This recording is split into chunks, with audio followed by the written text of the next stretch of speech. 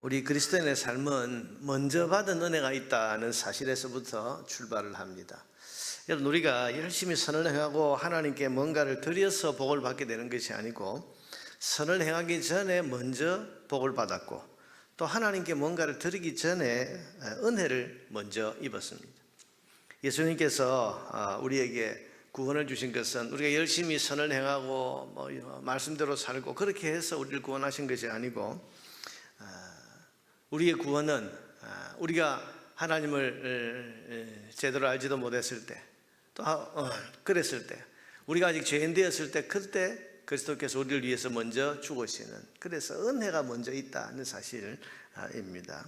구약을 봐도 그렇습니다. 여러분, 열심히 선을 행하고 율법대로 살았기 때문에 하나님께서 이스라엘을 애굽에서 구원해 주신 것이 아니고, 하나님을 제대로 알기 전에 하나님께서는 이스라엘을 애굽에서 먼저 구원해 주시는 큰 은혜를 베풀어 주셨습니다. 그리고는 시내산에 데리고 가셔서 율법을 주신 겁니다. 자, 여러분, 율법을 주셔서 율법을 잘 지킨 다음에 그들이 애굽에서 구원받은 게 아니고, 율법은 애굽에서 먼저 구원받아서 해방된 이후에 시내산에 가서 거기서 은혜 받은 이후에 이제 구원의 은혜를 받은 이후에 그 뒤에 시내산에서 하나님이 율법을 주신 겁니다. 이게 무슨 뜻입니까? 이것은 은혜를 내가 베푸니, 은혜를 받았으니 이제부터 그 은혜 받은 자답게 살고, 하나님의 복을 먼저 받았으니 조건 없이 그 복 주신 하나님의 뜻대로 이제부터 살라고 하는 그런 뜻이 담겨 있는 것입니다.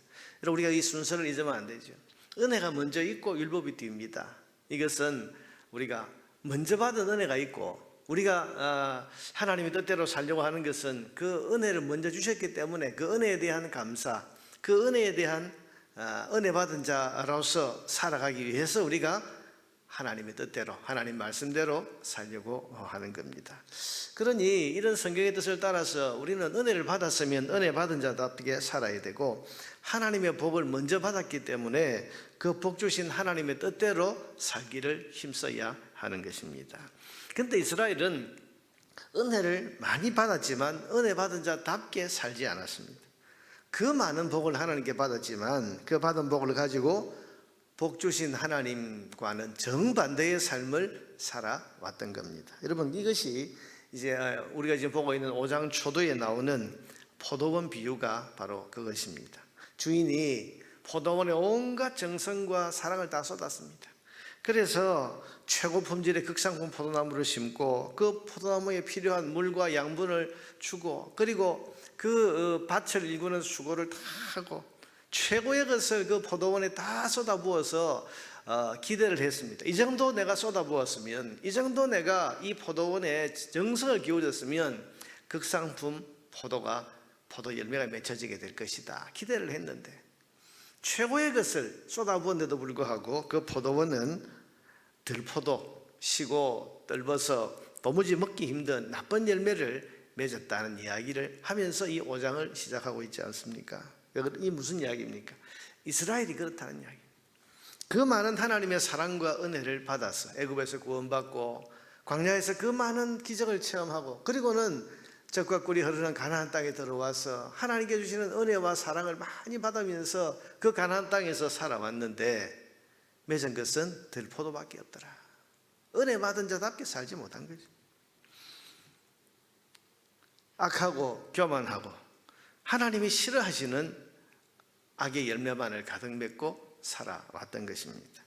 그래서 오늘 본문은 이로 말미암아라는 단어로 시작을 합니다. 이로 말미암아 불꽃이 거루터기를 삼킴같이, 마른 풀이 불 속에 떨어짐같이 그들의 뿌리가 썩겠고 꽃이 티끌처럼 날리리니, 그렇게 말이죠. 이로 말미암아.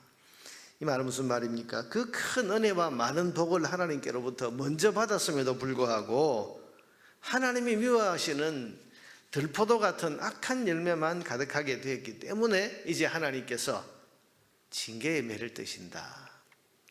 기대와는 다르게 살았습니다. 받은 은혜와는 전혀 다른 삶을 살았고, 하나님께서 먼저 베푸신 그 사랑에 대해서 배신을 한 것입니다.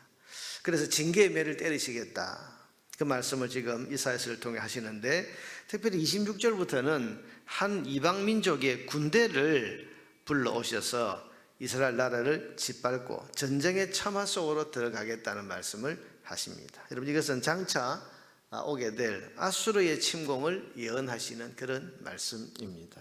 그래서 26절에 보니까 또 그가 기치를 세우시고 먼 나라들을 불러 땅 끝에서부터 자기에게로 오게 하실 것이라. 보라, 그들이 빨리 달려올 것이로되 그 중에 곰핍하여 넘어지는 자도 없을 것이며 조는 자나 자는 자도 없을. 여러분, 이 군대가 얼마나 칠서정연하게 착착착착 이 유다를 향해서 달려오는지, 조는 자도 없고 피곤한 자도 없고, 그들의 허리띠는 풀리지 아니하며 그들의 들매끈은 끊어지지 아니하며 그들의 화살은 날카롭고 모든 활은 당겨졌으며 그들의 말국은 부싯돌 같고 병거 박히는 회오리 바람 같을 것이며.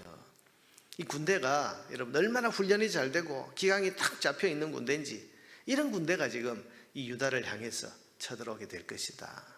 그렇게 지금 예언을 하시는 겁니다. 여러분, 오늘 이 말씀이 이로 말미암아라는 이 단어로부터 시작이 된 것을 우리가 잊지 말아야 됩니다. 이로 말미암아 은혜를 주셨는데, 그런데 그 은혜를 배반한 그로 말미암아 이런 징계가 오게 되는 거. 복을 먼저 주셨는데 그 받은 복대로 살지 않고, 여러분, 은혜대로 살고 복대로 산다는 것은 뭡니까? 은혜 받은 자답게 살고 복을 받은 자답게 산다는 것은 하나님의 여호와 율법을 지키고 하나님의 뜻대로 말씀대로 사는 것. 여러분, 이게 은혜 받은 자로서 사는 것이고 복을 받은 자로서 사는 것인데, 이스라엘은 그런 열매를 맺지 못하고 하나님의 말씀과 율법과는 전혀 다른 삶을 살아오고 있다. 그것이 종교 신앙에서도 나타나고 사회생활에서 나타나고 약한 자들에 대한 학대에서도 나타나고, 어느 한 구석을 봐도 율법대로 말씀대로 사는 열매가 맺혀지는 게 없는 거죠. 그래서 이로 말미암아 여호와께서 징계의 매를 드신다. 오늘 본문에서 우리는 두 가지 교훈을 생각을 해봅니다. 첫째는 은혜를 받았으면 그 받은 은혜에 합당한 선한 열매를 맺어야 한다는 사실입니다. 여러분, 은혜에는 뜻이 있습니다. 하나님께서 자격이 없고 부족한 우리에게 은혜를 먼저 베푸시고 복을 먼저 주신 것은 은혜 받은 자로서 살고 복을 받은 자로서 복 주신 하나님의 뜻을 따라 살기를 원하시기 때문입니다. 우리 자신으로는, 그냥으로는 하나님 뜻대로 살아갈 수 절대 불가능한 존재죠. 근데 하나님께서 은혜를 먼저 베풀어 주시고 말할 수 없는 하나님의 사랑을 다 베풀어 주신 다음에 그 은혜 받은 자로서 이제 하나님 뜻대로 살고, 사랑을 받은 자로서 복을 받은 자로서 하나님 뜻대로 살라고 하는 그런 기대가 거기에 담겨 있습니다. 그러니 여러분, 우리는 은혜에 대해서 감사할 뿐만 아니라 은혜 받은 자로서 은혜 주신 하나님 뜻대로 살아 좋은 열매를 맺기를 힘써야 합니다. 우리가 지난주일도 맥주감사주일, 또 교회 설립, 또 감사주일, 지금 우리 감사의 시즌을 보내고 있는데요, 우리가 은혜에 대해서 돌아보면서 하나님 감사합니다, 찬양합니다. 근데 여기서 여기서 그치면 안 되죠. 하나님께서는 은혜에 대해서 우리가 감사하고 찬양할 뿐만 아니라 더 기대하시는 것이 뭐죠? 은혜 받은 자답게 살라. 하나님께 복을 받았으면 그 복에 대해서 감사하는 마음이 있으면 그 감사하는 마음을 가지고 하나님의 말씀대로 하나님의 뜻대로 살라고 하는 그런 하나님의 기대가 거기에 담겨 있기 때문에, 은혜에는 뜻이 있다는 사실을 알고 받은 은혜가 있는 것을 깨닫고 받은 은혜가 크다는 사실을 알면 알수록 하나님 사람답게 하나님의 뜻대로 살아가기를 힘써서 좋은 열매, 내가 이런 은혜를 받았으니 좋은 열매 맺어야지 하는 그런 각오와 결단으로 살아가야 될 줄로 믿습니다. 둘째로, 우리 삶에 고난이나 시련이 찾아올 때는 돌아봐야 됩니다. 은혜 주신 하나님의 기대와 뜻과는 다르게 살고 있는 그런 내 삶이 있는지를 우리가 돌아봐야 됩니다. 그래서 여러분, 시련이나 고난이나 징계는 돌아보는 거죠. 그래서 곤고한 날에는 돌아보라. 자문 말씀에 보면 곤고한 날에는 돌아보라. 뭘 돌아보라는 거죠? 내 삶을 돌아보라는 거죠. 모든 고난이 뭐 징계의 매는 아닙니다만은 적어도 시련이나 고난이나 이런 아픔들이, 삶의 문제들이 다가올 때는 제일 먼저 자기를 돌아봐야 됩니다. 돌아보면서 내가 받은 은혜는 많은데 그 은혜대로 살고 있지 않은 것은 아닌가? 받은 복은 많은데 그 받은 복에 대해서 하나님 앞에 합당한 열매를 맺어드리고 있는가?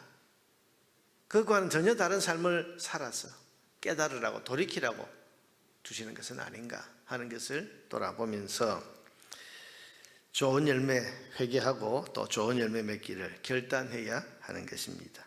결국 여러분 이사야서에서 지금 계속하고 계시는 이 무서운 말씀들은 왜 주시는 겁니까? 돌이키고 회개하고 그래서 선한 열매를 맺는 삶을 회복하라고 주신 메시지 아닙니까?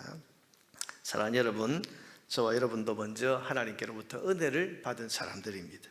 그 받은 은혜를 헤아려보면서 감사할 뿐만 아니라 그 은혜를 주신 하나님의 뜻대로 선하고 거룩한 열매를 맺기를 결단하고 선한 열매 맺는 삶을 힘써 살아가는 저와 여러분 되기를 주의 이름으로 축원합니다.